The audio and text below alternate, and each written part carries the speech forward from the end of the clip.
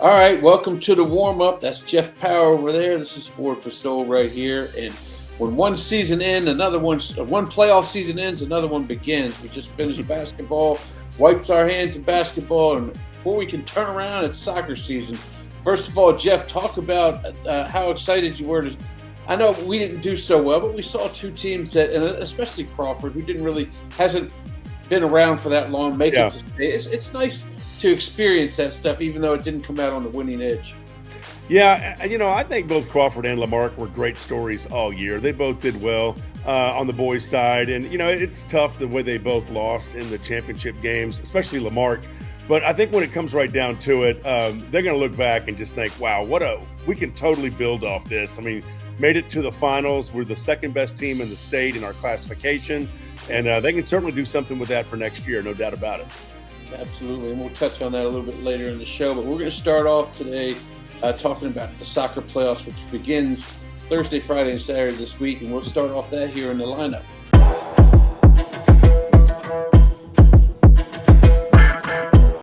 All right, Jeff, what do we know about the teams that are going in from the Houston area? Who's the favorite that we might look out for that might make that 3-week run to Georgetown?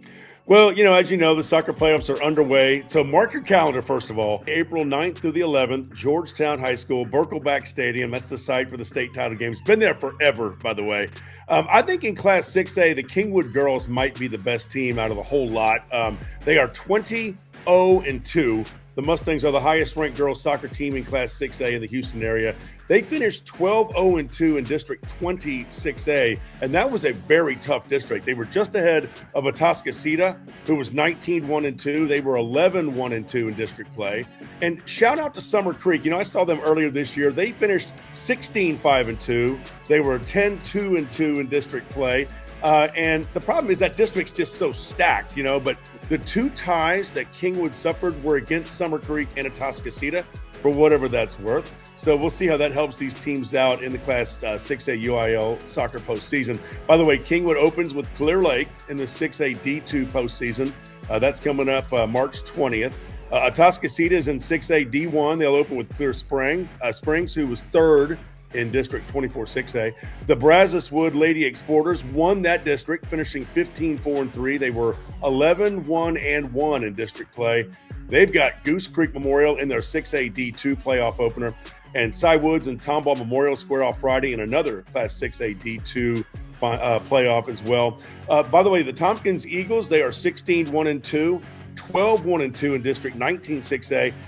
They were second only to Katy Jordan, who finished 13-1-1 in District 19-6A and 15-4-2 overall. I like both Tompkins and Jordan. I think those two teams can go far as well.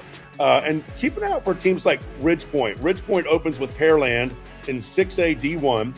The Ridge Point Panthers are 18-4. They were 14-0 in District 21-6A, just ahead of Fort Bend Travis, who plays Pasadena Memorial. They were 14-1-1 and 19-2-1 overall. Dawson, who won District 22-6A, had a 15-1 record. They've been ranked all year. They are 17-5-1 overall this season, and they'll open up with Fort Bend Austin on March 20th. That's a 6A D2 matchup. Fort Bend Clemens opens with Shadow Creek on Friday. And a few others I want to mention. Stratford, they are 16-4-4. 13-0-1 in District 17-6A. They've been on a roll. Undefeated in District. Then Houston Memorial, a close second at 15-4-2 overall, 11-1-2 in District 17-6A. And I'm going to give a shout out to the Alief Elsik girls. I was doing a story on the Alief Elsik boys, and I remember their coach saying, hey, we've kind of had a nice little turnaround thing going on. Well, they made the postseason. They are 8-8-2, making the playoffs. So shout out for them. Also, let's mention a couple of Region 2 matchups. We got Klein playing Cy Ranch in 6A D1. Both teams were third in their district. And Bridgeland, I like this game a lot. Bridgeland was 15-2-3. They were 12-0-2 in district play. They'll play Klein Oak in Class 6A D1 in the Region 2 opener. So that'll be interesting. And speaking of Bridgeland, as we now transition over to the boys, the Bridgeland boys will open up with Klein Cain. They are the defending state champions. We all remember that game, right? The 1-0 win over Elsik. It was the Class 6A final, an instant classic. I mean, the people at Elsik are still crying about it, but they're using that as motivation board. I was going to ask you about Klein Cain, but yeah, go ahead. That's going to be an interesting matchup. Well, yeah, I definitely think so, because Bridgeland's definitely one of the tough teams, and Cain has got that heart of a champion, right? They aren't as good this year as they were last year. They lost a lot of players, but man, don't ever count out a defending champ. Region 3 obviously is mainly the Houston area. The winner of the Elsik first-round playoff matchup gets the winner of the following 4 teams who will play each other, including Dobie versus Ridgepoint and Clear Springs versus North Shore.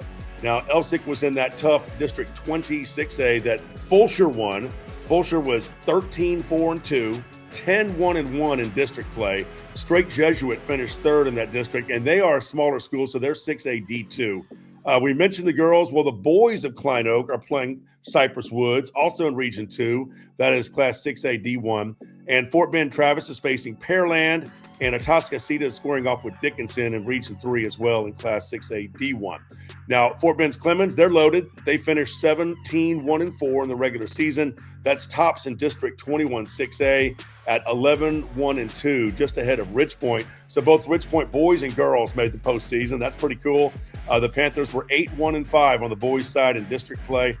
Clemens gets Dawson in round 1. That's a Thursday game, 6A D2. The Summer Creek boys had a nice season, so shout out for the boys and girls at Summer Creek. The Bulldogs went 16-2-6. They're 12-1-1 in district, just ahead of Atascocita. And a couple more. Pasadena Memorial, they had a great season, 13-1-5, 10-1-5 in district play. That's 22-6A. That's just behind Pasadena Dobie. And that district is loaded. Dobie was 10-0-6 and 15-0-7 overall. I don't remember the last time Dobie had an undefeated regular season in soccer, so good for them.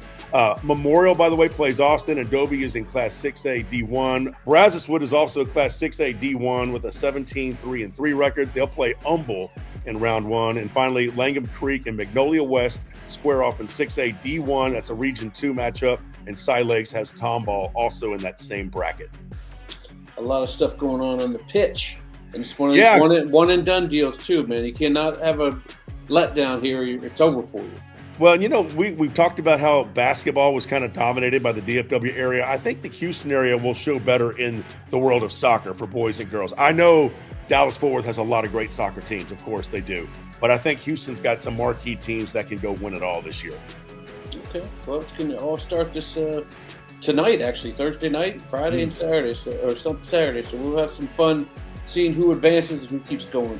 And speaking about basketball, we had Crawford, we had the Mark down there at State, and we got a chance to hear some post-game comments from both of their coaches here in our Media Day segment. The Houston area Chevy dealers. Visit your nearest Chevy dealer and test drive our award-winning vehicles. Serving up the best treats and eats in Texas. Stop by DQ and treat yourself before and after the game.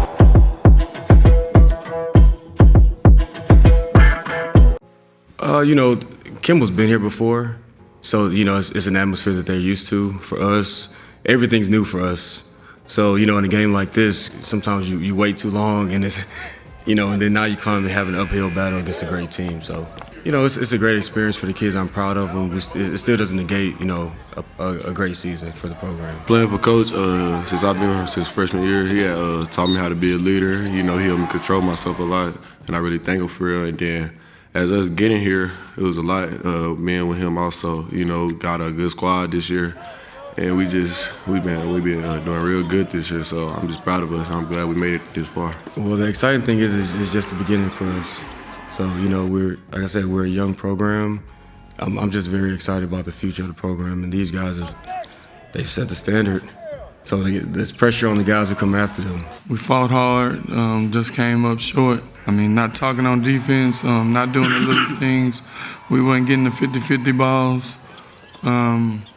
Rotation on defense, not getting off screens. So, you put all those things in effect. The ball ain't gonna go your way. The game ain't gonna go your way. This group of kids, they wanted to be better. They worked hard, they pressed, they acquired knowledge. If I didn't give them the knowledge, they went somewhere else and got the knowledge. They just were very ambitious. And when I saw that, I said, well, you know what? I guess I'm going to have to become a better coach. And they challenged me to be better. So they made me better, and I did my best to make them better.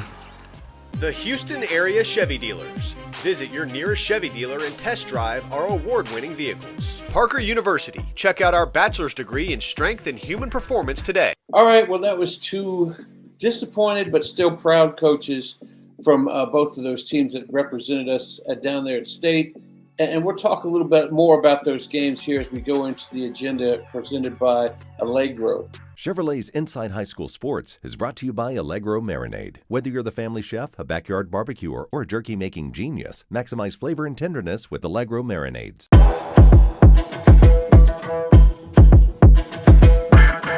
You know, you talk about Lamarck, you talk about Crawford. Lamarck went into their game with Dallas Carter.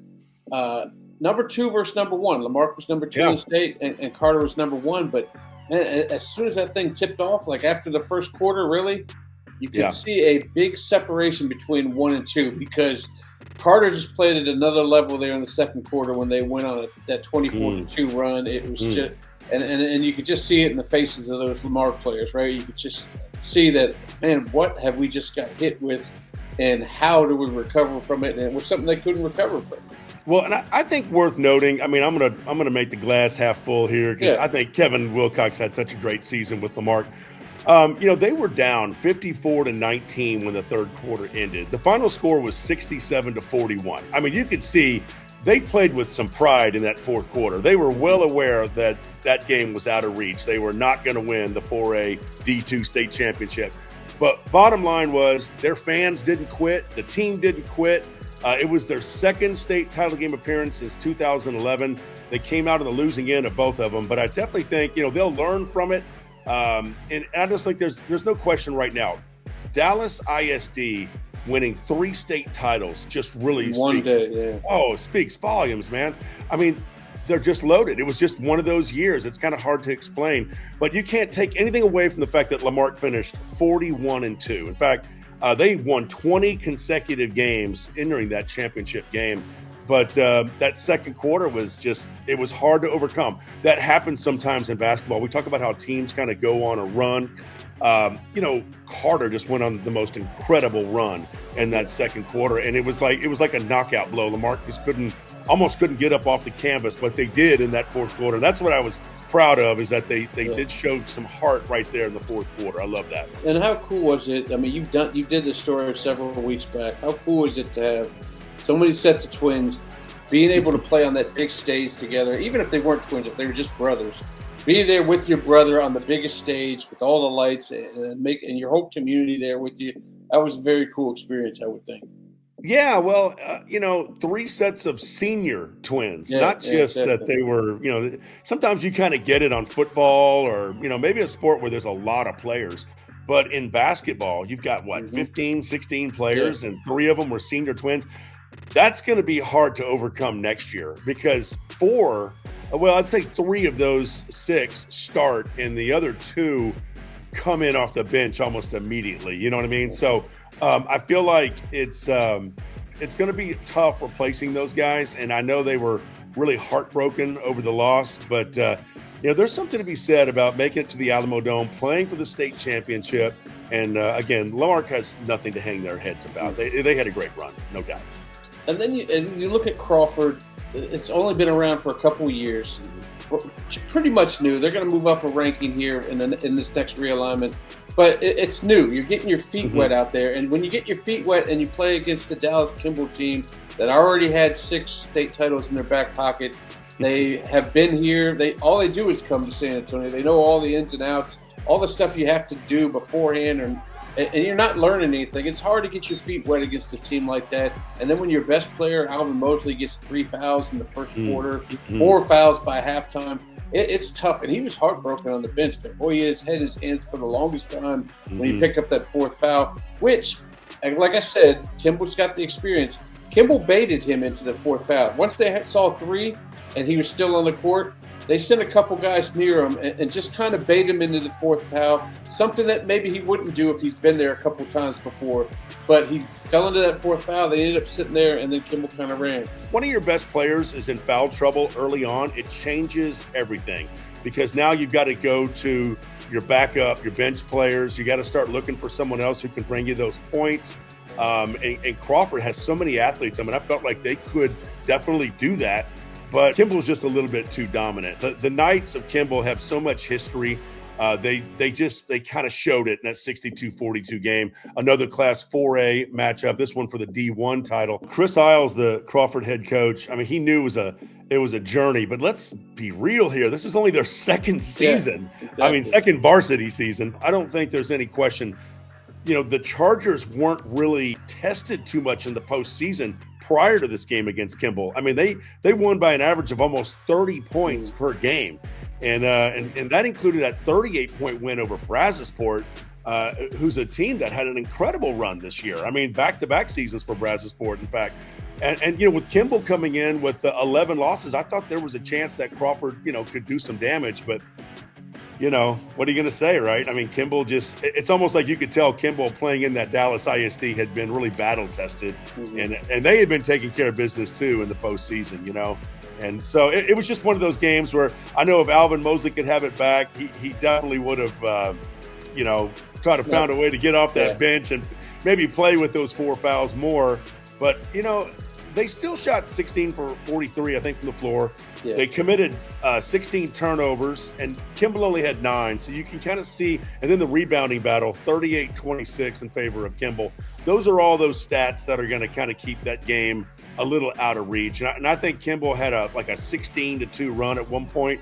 So you felt like when it was 32-18 at halftime, maybe the Chargers could get back in it, but kind of not I don't know, they got close, right? They got close in that second half, but not close enough. Not close enough to make anybody on the Kimball side a little bit nervous. But like you said, the key stat you said, 2 years of existence. It's only going to get better from here. Oh yeah. It turns out that both Coach Smith from Kimball and Coach Iles from Crawford, they found out that they were fraternity brothers. They met each other and like, oh, we're fraternity brothers. So they're gonna talk to each other and kind of learn more about, you know, how to comfort themselves and get better as we get into it. They're only going to get better.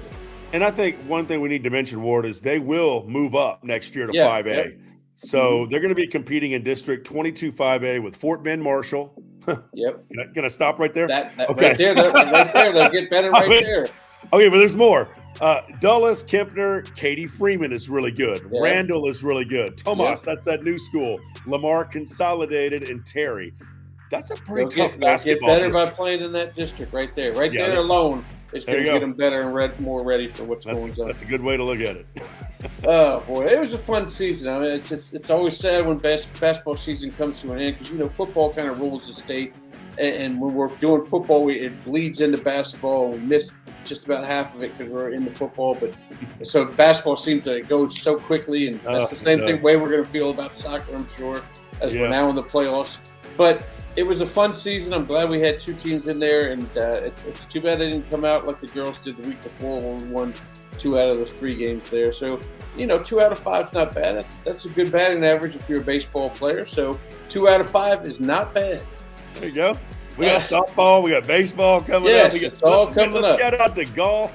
We're in uncharted territory here. Let's do it. A little power lifting. Yeah, we got that going on. Well, you brought up softball. Speaking of softball, we'll leave you this week from the warm-up with our top 10 6A softball teams in the Houston area. Thank you for joining us. We'll be back again next week.